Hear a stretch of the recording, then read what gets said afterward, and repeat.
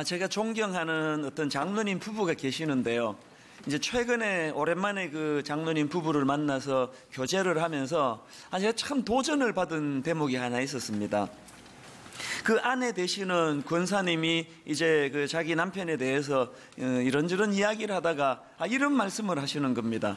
사실 우리 부부는 성격이 너무 달라가지고 신혼 때부터 진짜 힘들었다는 거예요.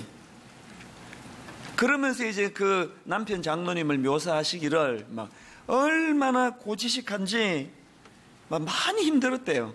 그리고 또 그 장로님은 이제 부부싸움을 하든지 이렇게 해가지고 이제 화가 나시면 말을 안 하신다는 거예요. 이게 그냥 몇 날 동안 말을 안 하면 답답하고 너무 힘들었다는 겁니다.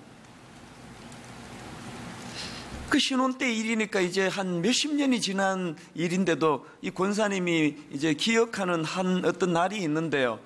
그 남편이 그날 아침에 이제 화가 나신 거예요. 그게 뭐 때문에 화가 난지는 기억이 안 난답니다. 이제 화가 나가지고 그렇게 이제 출근을 하고 나니까 이 신혼의 이 젊은 아내가 마음이 힘든 거예요. 보니까 이것도 일주일짜리다. 그래서 몇 번 그걸 겪고 나니까 이제 이게 뭘 의미하는지 이제 알 거 아닙니까? 그래서 마음이 좀 힘들었대요. 그런데 놀라운 일이 벌어진 거예요. 전혀 예상 밖에. 이제 또 오래 이제 말 안 하시겠구나 그랬는데요. 그 남편이 집에 들어오자마자 말을 건네더래요. 이것도 놀라운데 더 놀라운 게 뭐냐? 아침에 있었던 일을 사과를 하더래. 사과를. 내가 잘못했다고. 이게 있을 수가 없는 일이라는 거예요. 그래서 이제 어떻게 된 영문인가 알아봤더니 이제 그 장로님 참 귀한 분이에요. 그 젊으실 때부터 이제 회사에 출근해서 일을 하시다가 점심 시간이 되면 이제 식사를 하고 난 다음에 이제 시간이 남으면 성경을 읽으시는 거예요. 그래서 이제 그날도 점심 식사를 마치고 성경을 쭉 읽다가 보니까 마침 그날 에베소서를 이제 읽었는데요. 에베소서 4장 26절에 이렇게 눈에 확 들어오는 구절이 하나 있었다는 거예요. 에베소서 4장 26절. 분을 내어도 죄를 짓지 말며 해가 지도록 분을 품지 말고. 이 장로님이 이 말씀을 읽으면서 뭘 깨달았냐 하니까 그동안 내가 잘못했구나. 아무리 화가 난다 하더라도 이렇게 며칠씩 말을 하지 않는 거는 이거 옳은 일이 아니구나. 그걸 깨달으셨대요. 그래서 참 이분이 귀한 게요. 깨달은 그대로 제가 실천한 거예요. 집에 가자마자 말을 건네고 내가 잘못했다고 그렇게 이제 사과를 하고요. 결정적으로 제가 이 장로님이 존경이 되는 게 뭐냐. 그 아내 권사님이 그 다음에 무슨 말씀을 하시는가 하니까 우리 남편이 그날 깨달은 그날 이후로 지금의 오늘까지 이 말씀을 지키고 계시다는 거예요. 그게 너무 저에게 이 감동이 되는 거예요. 그러면서 이제 그 남편 장로님을 가리키면서 하시는 말씀이 저 사람은 사람의 말은 몰라도 하나님의 말씀이 이렇다 인정이 되면 무조건 순종하는 분이라는 거예요. 그래서 이제 그 장로님이 말씀으로 늘 이제 자기를 돌아보고 말씀에 깨달은 대로 살아내시니까요. 처음에는 그냥 성격이 달라가지고 힘들고 상처도 받고 그랬는데 갈수록 그 남편이 존경이 가는 거예요. 지금은 참 존경하는 그런 남편이 사실요. 제가 알기로도 그 장로님은 그 교회 성도님들에게 하나같이 모두가 다 인정하고 또 존경을 받는 그런 장로님이세요. 제가 그 대화를 나누고 시간이 벌써 한 달 반 이렇게 지났는데도 지금도 가끔씩 그게 저에게 이렇게 감동으로 다가오면서 나는 어떤가? 오늘 여러분들이 여러분 자신들을 점검해 볼 때 우리는 말씀이 들리고 있는가? 우리는 말씀을 읽고 있나? 그리고 우리가 깨달은 말씀을 내 삶 속에 나는 그렇게 그 말씀이 내게 영향을 미치고 있는가? 이런 것들을 좀 점검해야 된다는 생각이 드는 거예요. 여러분, 오늘도 하나님은 말씀하고 계십니다. 그리고 하나님은 그 말씀을 통해서 우리를 변화시키기 원하시고 회개하고 새로운 피조물로 나아가기를 우리 하나님은 원하신다는 거예요. 제가 이런 관점으로 이제 이 호세아서를 여름 내내 이렇게 묵상을 하다가 보니까 그 호세아서에서 많은 제가 은혜를 많이 받았는데 그 중에서 제일 먼저 그리고 또 참 강력하게 제가 그 감동을 받은 말씀이 하나 있는데 그게 바로 오늘 본문 1장 1절 말씀입니다. 자, 1절을 한번 보시겠습니까? 우시야와 요담과 아하스와 히스기야가 이어 유다 왕이 된 시대 곧 요하스의 아들 여로보암이 이스라엘 왕이 된 시대에 부에리의 아들 호세아에게 임한 여호와의 말씀이라. 이 우리말 성경은요, 우리말의 그 어순 어법에 따라 가지고 여기 저 호세아에게 임한 여호와의 말씀이라 이게 지금 맨 끝에 있는데요, 원어로 이 히브리어로 보면은 말씀이 이렇게 시작이 됩니다. 여호와의 말씀이라 호세아에게 임한, 그리고 내용이 쭉 나오는 게 호세아서예요. 그러니까 이 호세아서는 사실은 가장 먼저 시작되는 말씀이 여호와의 말씀이라 이렇게 시작되는 성경이에요. 이게 왜 제게 감동이 될까요? 지난주 말씀드렸잖아요. 호세아서는 지금 시대적으로 엄청난 타락과 배교의 시대라고. 지난주 호세아 4장 1절 2절 말씀 기억하실 겁니다. 이 땅에는 진실도 없고 인애도 없고 하나님은 아는 지식도 없고 오직 저주와 속임과 살인과 도둑질과 간음뿐이요 포악하여 피가 피를 뒤이음이라. 뭐 이쯤 되면 인간의 강팍함이 뭐 하늘을 찌르는 거 아닙니까? 이 포악하고 강팍하던 그 시대에도 하나님은 끊임없이 말씀하고 계시더라는 거예요. 끊임없이 그 타락한 인간들에게 말을 건너고 계시는 하나님. 이게 너무 제게 감동이 되는 겁니다. 자, 여러분이 호세아서를 기록한 그 선지자 호세아가 왜 이렇게 말씀을 시작했을까요? 여호와의 말씀이라 호세아에게 임한, 자기 자신에게 임한. 그 제가 이거를 묵상해 보니까요, 호세아가 이거를 기록하면서 그 마음의 절박한 소원이 뭐예요?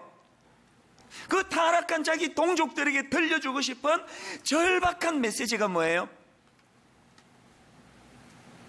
이제 우리 인간적인 눈으로 보기엔 우리 민족은 희망이 없다. 이제 우리 인간의 눈으로 볼 때 우리는 망할 수밖에 없다. 그러나 당신들이 기억해야 될 것이 하나 있는데, 그럼에도 불구하고 하나님은 오늘도 우리를 포기하지 않고 우리에게 말씀하고 계시다. 이 하나님의 말씀을 우리가 받을 수만 있다면, 이 하나님의 말씀을 우리가 돌이켜 회개한다면 우리 아직 희망이 있다. 이 호세아가 이걸 지금 자기 동족들에게 절실한 마음으로 전하고 싶은 거 아닙니까? 그러고 보면요, 호세아서뿐만 아니고요, 그 구약의 그 선지서들을 쭉 읽어보면은 여호와의 말씀이라 이렇게 시작하는 내용이, 성경이 상당히 많습니다. 자, 요엘 1장 1절을 한번 보십시오. 버두엘의 아들 요엘에게 임한 여호와의 말씀이라, 지금 이렇게 시작하죠. 요나서 1장 1절, 여호와의 말씀이 아미떼 아들 요나에게 임하니라 이르시되. 스바냐 1장 1절, 아몬의 아들 유다왕 요시야의 시대에 스바냐에게 임한 여호와의 말씀이라. 다 이렇게 말씀이 시작되는 거예요. 여호와의 말씀이라, 여호와의 말씀이라, 여호와의 말씀이라. 내가 이거를 묵상하다가 보니까 문득 무슨 생각이 드니까요, 사람의 눈으로 이게 진짜 선지자인지 가짜 선지자인지 구분이 쉽지가 않잖아요. 그 시대에 많은 선지자들이 활동을 했는데 이 누가 진짜인지 누가 가짜인지 우리는 알 수가 없는데, 근데 하나님의 구분법이 하나 있을 것 같아요. 여러분, 어떤 사람이 진짜 선지자일까요? 말씀이 먼저 자기에게 임하고, 말씀이 먼저 자기에게 능력으로 나타나 말씀으로 내가 영향을 받고, 그렇게 내게 임한 말씀을 백성들에게 전하면 그건 진짜 선지자예요. 그럼 가짜 선지자는 뭐 답이 딱 나오는 거 아닙니까? 말씀을 사랑하지도 않고, 말씀이 임하지도 않고, 말씀이 임하지도 않아도 하나도 답답하지도 않고, 그러면서 임하지도 않은 말씀을 그냥 임한 척하고 제멋대로 전하면 그건 가짜예요. 제가 이런 생각을 하다가 보니까 갑자기 제가 궁금한 거예요. 여러분은 제가 뭐 진짜 목사인지 가짜 목사인지 뭐 다 진짜로 또 믿으니까 여기 오셨겠죠. 그 제가 이게 진짜 목사인지 가짜 목사인지를 구분하는 구분법이 하나 있습니다. 말씀이 먼저 저에게 임하고, 또 임한 말씀에 내가 영향을 받고, 그 장로님처럼 그 말씀으로 나를 돌아보면서 하나님 앞에 또 돌이키고 점검하고 그렇게 교정함을 먼저 제가 받고, 그리고 저에게 임한 말씀을 성도들에게 전하면 저는 진짜예요. 그럼 가짜 목사는, 또 미성숙한 목사는 답이 딱 나오는 거 아닙니까? 말씀도 임하지도 않은데 임한 척하고 막 주석 보고 베껴가지고 이렇게 설교하면 그건 뭐 미성숙한 목사, 또 뭐 심지어 뭐 가짜 목사도 있을 거 아닙니까?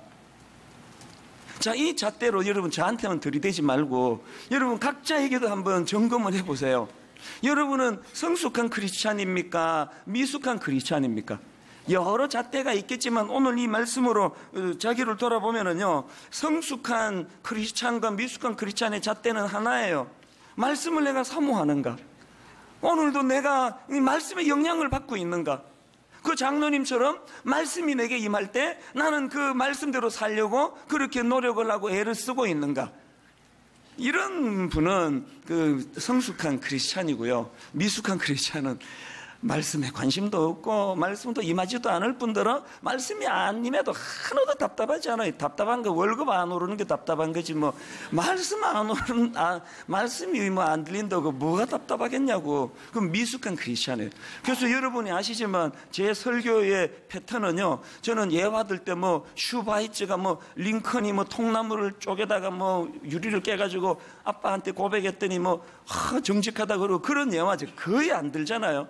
뭐 링컨 얘기할 게 뭐 있습니까? 이 호세아서를 하기 전에 여러분 내내 이 호세아서를 제가 먼저 받고 호세아서의 은혜를 제가 누리고 이 호세아서의 영향을 받은 걸 전하면은 그게 난 옳은 설교라고 믿으니까 설교 속에 저의 참회도 많고 저의 부끄러움도 많은 거예요. 오늘 분당 우리 교회가 이제 이 호세아 1장 1절의 이 정신을 살려서 전 교회적으로 말씀의 영향을 받는 성도들이 모인 교회가 되기를 바랍니다. 말씀의 영향을 받아야 돼요. 말씀의 영향을. 그 프란시스 샤프 박사가 쓴 책 중에서 거기 계시는 하나님, 이런 제목의 책이 있는데, 프란시스 샤프 박사 하면은 기독교 세계관의 뭐 대가 아닙니까? 그래서 이제 그 책에서 샤프 박사가 현 시대의 여러 문제점들을 이제 나열하는 것을 볼 수가 있는데, 그러면서 그가 하고 싶은 말이 뭐냐면은 이 모든 그 시대의 문제의 발단은 살아계신 하나님의 존재를 모르고 살기 때문이다. 이게 이제 그 책에서 그분이 이제 강조하는 포인트거든요. 근데 우리말로는 이 책 제목이 거기 계시는 하나님 이렇게 되어 있는데요. 지금 원어로 보니까 제목이 더 길어요. 이렇게 되어 있더라고요. He is there and he is not silent. 하나님이 거기 계시며 그뿐만 아니라 하나님은 침묵하지 않으신다. 하나님은 거기 계시며 침묵하지 않으신다. 이게 너무 저에게 도전이 되더라고요. 오늘도 하나님은 살아계시는 내 주인이 되는 줄 믿습니다. 그 하나님이 오늘도 침묵하지 않으시고 내게 말을 걸고 계세요. 그리고 이 땅을 내가 어떻게 살아야 되는지를 가르쳐 주세요. 목사 어떻게 해야 되는지를 매일 아침 새벽마다 저에게 가르쳐 주시고 제가 잘못하는 것을 교정시켜 주세요. 그래서 14년 동안 그래도 참 부끄럽지만 큰 실수하지 않고 여기까지 오게 된 거, 그 결정적인 이유는 거기 계시며 침묵하지 않으시는 하나님 때문인 줄로 믿습니다. 자, 이런 면에서 본다면은요, 한국교회가 이렇게 그냥 목사들이 타락하고 성도들 앞에 성적인 죄를 짓고 이런 소식이 끊임없이 나오는 원인이 있다는 거죠. 그걸 제가 발견했습니다. 그 원인이 뭐냐? 잘못 가르친 저 같은 목사의 잘못이 크지만 그거를 잘못 수용한 여러분의 잘못도 커요. 그게 무슨 말인가 하면요, 한국교회는요, 그 사람이 전하는 말씀이 중요한 것보다는 그 말씀을 전하는 사람이 중요한 이상한 구조가 돼버린 거예요. 자, 이거 이 내용이 참 묘하지 않습니까? 여러분은 지금 그 사람이 전하는 말씀이 소중한 신앙생활을 하십니까? 그 말씀을 전하는 그 사람이 소중한 신앙생활을 하십니까? 이 차이를 아시겠습니까?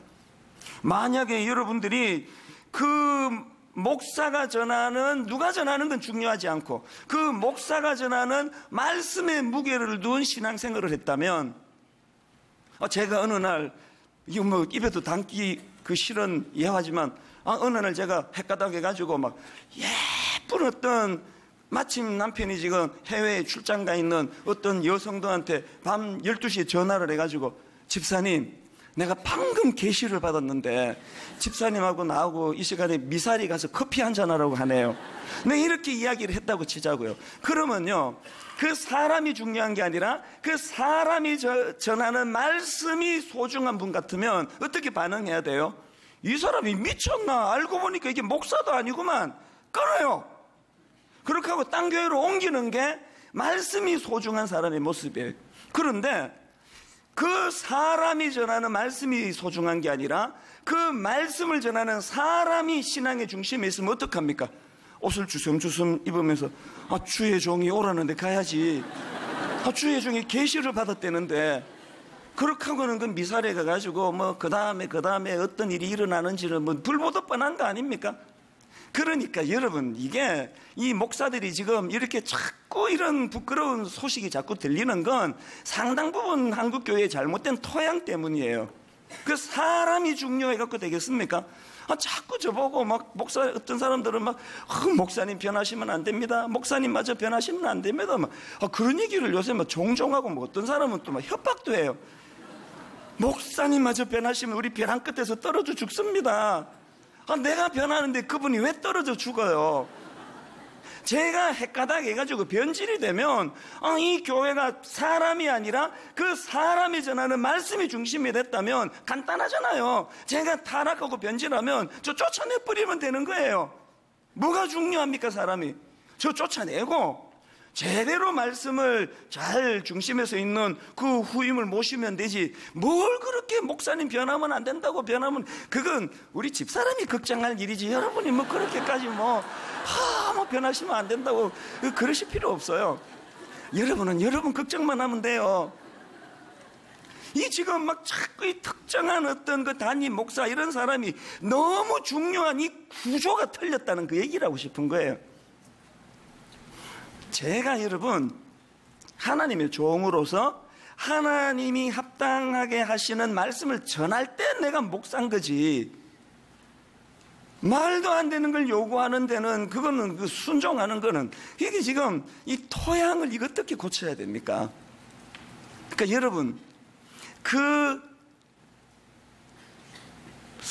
사람이 전하는 말씀을 소중히 여기는 신앙생활, 그 말씀을 전하는 그 사람은 누가 전하든지 별로 중요하지 않는 이 자꾸 애를 써서 이 바꾸셔야 됩니다. 제가 왜 이런 생각을 하게 됐냐 하니까요, 사도행전 20장 32절에 나오는 말씀 때문입니다. 자, 사도행전 20장 32절을 보십시오. 지금 내가 여러분을 주와 및 그 은혜의 말씀에 부탁하노니 그 말씀이 여러분을 능히 든든히 세우사 거룩하게 하심을 입은 모든 자 가운데 기업 있게 하시리라.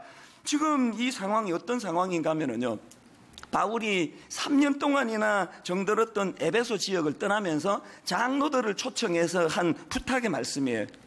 근데 여러분 만약에요, 제가 이제 이달 말까지 사역하고 이제 10월부터 제가 사표 내고 이제 미국으로 이민을 가게 됐다고 치자고요. 그러면 14년 정들었던 제가 너무 마음이 아플 거 아닙니까? 그래서 장로님들을 우리 집에 초청해서 식사를 대접하면서 제가 무슨 말을 할 것 같습니까? 무슨 권면을. 더군다나 지금 바울의 그 예견이 뭐냐 하면은 그 다음 29절을 보십시오. 내가 떠난 후에 사나운 이리가 여러분에게 들어와서 양떼를 아끼지 아니하며 또한 여러분 중에서도 제자들을 끌어 자기를 따르게 하려고 어그러진 말을 하는 사람들이 일어날 줄을 내가 아노라. 이 가슴 아픈 예견을 지금 바울이 한단 말이에요. 자기가 떠나고 이제 교회가 얼마나 어려워지는 그런 예견을 하니까, 만약에 지금 제가 이제 이 교회 사표 내고 이민을 떠나고 좀 있으면은 이 교회에 이단이 들어와가지고 막 이 교회가 그냥 편이 갈라지고 쑥대밭이 될 거라는 예견을 제가 한다면 장로님들에게 제가 무슨 부탁을 할 것 같아요? 뭐 100이면 100 이렇게 부탁할 거예요. 장로님들 제 후임 잘 세우셔야 됩니다. 후임 담임 목사 진짜 잘 세우셔야 됩니다. 난 분명히 그렇게 부탁할 것 같아요. 그런데 바울은 지금 그렇게 부탁 안 합니다. 사도행전 20장 32절 지금 내가 여러분을 주와 및 그 은혜의 말씀에 부탁한 말씀에.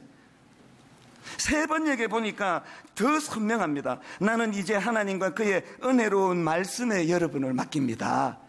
잘 준비된 내 후임 목사에게 여러분을 맡기는 게 아니에요. 말씀에. 이게 참 인상적인 거 아닙니까?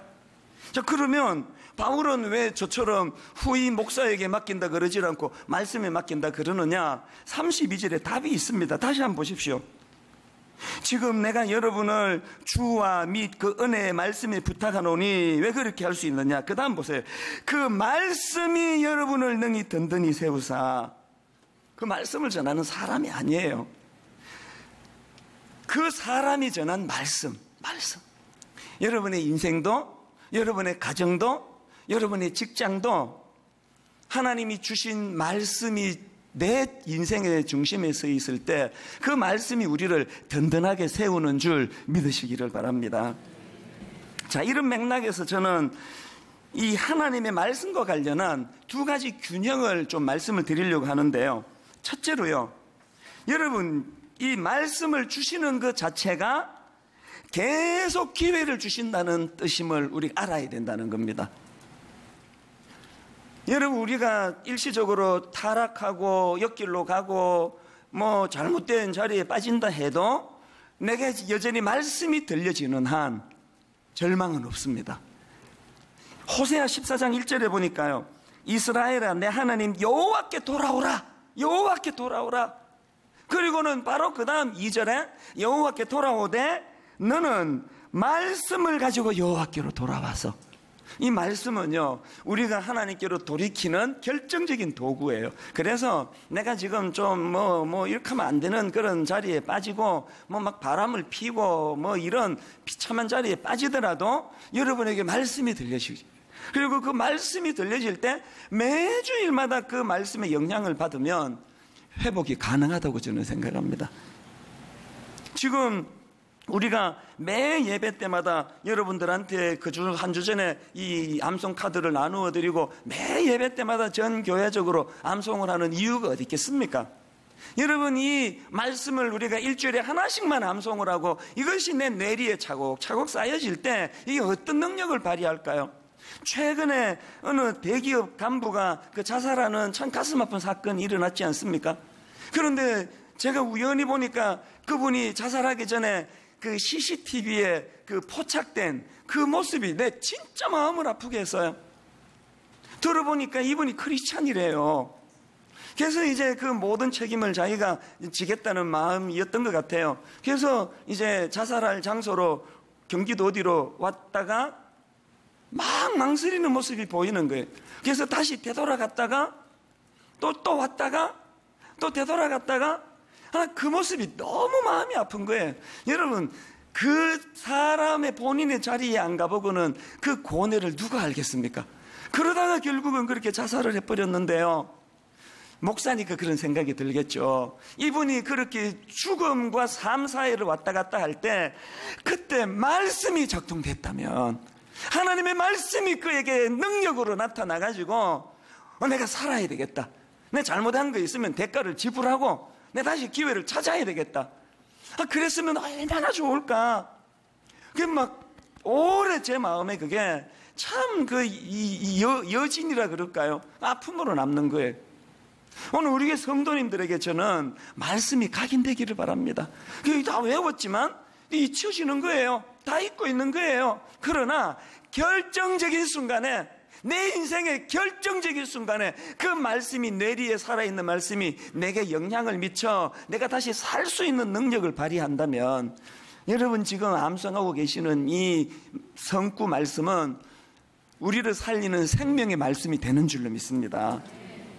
그런가 하면은 두 번째로, 이렇게 말씀을 주시는 것 자체가 계속 기회를 주신다는 뜻인 건 사실이지만, 그러나 여러분 그 기회가 영원히 계속되는 것은 아니라는 걸 기억하셔야 됩니다.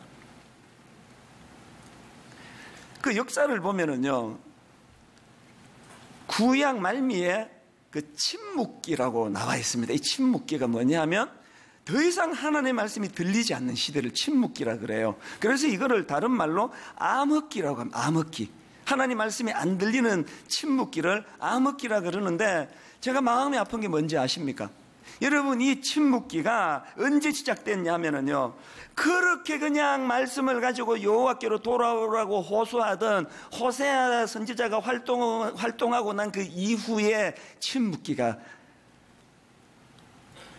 가슴 아픈 거 아닙니까? 기회 있을 때, 그렇게 하나님이 부르짖어 그렇게 말씀을 주실 때, 그때 돌이켰더라면. 그래서 여러분, 인생은요, 두 종류예요. 죄 짓는 인생, 죄 안 짓는 인생, 범죄하는 인생, 범죄 안 하는 인생, 이렇게 구분이 안 됩니다. 모두가 다 죄인이에요. 다 죄를 지어요. 그러나 인생은 두 갈래로 구분이 돼요. 하나님 주신 기회를 선용하는 인생, 하나님의 기회를 놓치는 인생. 그러고 보니까 이 두 구분법에 딱 맞는 두 인물이 있습니다. 하나는 사울 왕, 하나는 다윗 왕. 제가 이 과정에서 아주 흥미로운 걸 하나 발견했는데요, 하나님의 관점으로 그 사울이 지은 죄하고 다윗이 지은 죄를 같은 죄질로 취급하시더라고요. 참 흥미로웠습니다. 한번 보시겠습니까? 사무엘상 15장 26절입니다. 사무엘이 사울에게 이르되 나는 왕과 함께 돌아가지 아니하리니 이는 왕이 여호와의 말씀을 버렸으므로. 지금 사무엘상 15장에 나와 있는 이 사건 때문에도 이런 말씀을 주시지만, 이후에 타락한 사울의 전체적인 삶의 특징이 전 이거라고 생각합니다. 근데 지금 타락한 사울을 지적하면서 네 행위가 타락했다 이렇게 말씀하지 않고 왕이 여호와의 말씀을 버렸다 이렇게 표현하고 있는 거예요. 이게 그 성적인 죄를 범한 다윗에게 똑같이 적용되는 게 참 흥미로웠습니다. 자, 사무엘하 12장 9절을 보십시오. 범죄한 다윗에게 던지는 말씀이에요. 그러한데 어찌하여 내가 여호와의 말씀을 업신여기고 나보기 악을 행하였느냐.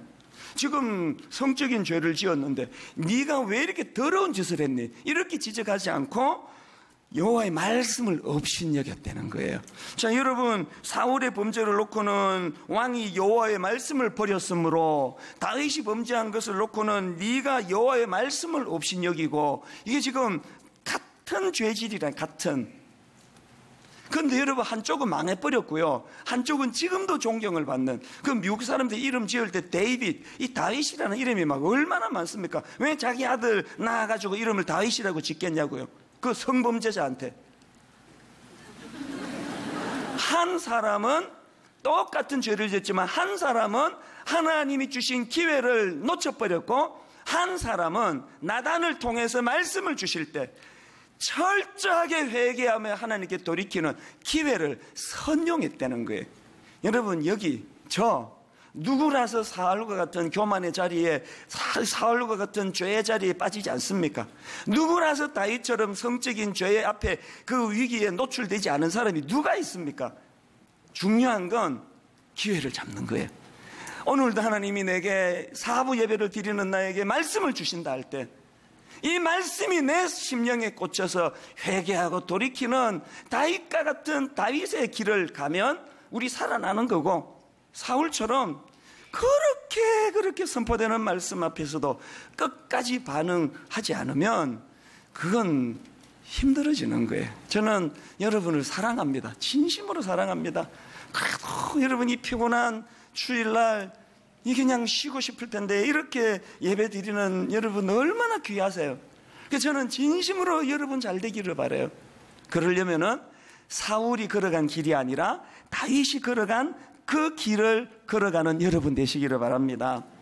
이제 결론을 맺으면서요, 최근에 제가 그 인터넷에서 본 글 2개를 이제 소개하고 말씀을 마무리하려고 하는데요. 하나는 이제 인터넷에서 나온 어떤 간증 글인데요, 이분의 글이 이렇게 시작하더라고요. 하나님을 처음 알게 된 때는 초등학교 때이지만 인격적으로 하나님을 만나 말씀에 귀 기울인 적은 단 한 번도 없었습니다. 이 시작이 이렇게 돼요. 이 간증이 어떻게 흐를지 짐작이 가시죠? 진짜 좋은 간증은요, 기도 많이 했더니 부자 됐습니다, 사업 성공했습니다, 이런 간증보다도 예수는 믿지만 교회를 다니지만 말씀에 귀 기울인 적이 한 번도 없었던 내가 말씀을 사랑하게 됐습니다. 이게 제일 소중한 간증 아닙니까? 그런가 하면 글 하나를 제가 더 봤는데요. 그건 우리 교회 홈페이지에 올라온 글이에요.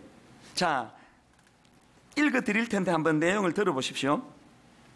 저희 집의 전세 기간이 만료되어 가는 요즘 전세 시세는 하늘을 찌르고도 남을 만큼 올라서 최근 몇 년 사이에 1억 이상이나 올라가 버린 황당한 상황이었고, 이사를 갈 수밖에 없는 상황에서 전전긍긍하고 있었습니다.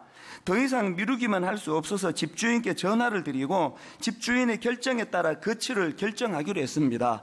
그런데 이 집주인이 분당 우리 교회 성도예요. 자, 한번 들어보세요. 사실 집주인이 분당 우리 교회 성도인 것은 알았지만 당연히 전세금을 올릴 것이고 여력이 없는 터라 이사를 가야 하는 명백한 상황이었습니다. 집주인도 개인 사업을 하시는 분이지만 입시생을 두고 있는 가정에서 열심히 치열하게 생활하시는 분임을 알고 있습니다. 그런데 결론적으로 집주인은 우리에게 현 전세 시세로 1년을 더 지내도록 배려해 주셨습니다.